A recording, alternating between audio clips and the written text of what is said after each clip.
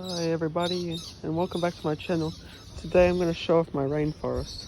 So here are some native thyme, South African pigface, lemon scented tea tree, small leaf tamarind, native currant, warrigal green, bush mint, raspberries, native raspberries, some strawberries,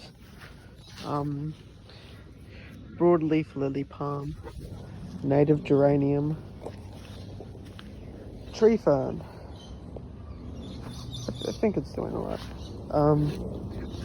Coastal wattle, blue tongue, native sarsaparilla, tassel sedge, scrambling lily, arrowleaf violet,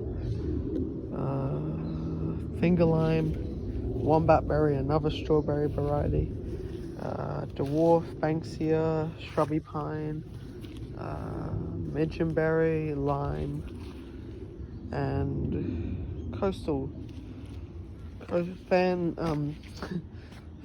dew something, fan dam flower or something. I don't know. Oh, here's the tag of it. Here it is. Yep. Dune fan flower. Bye.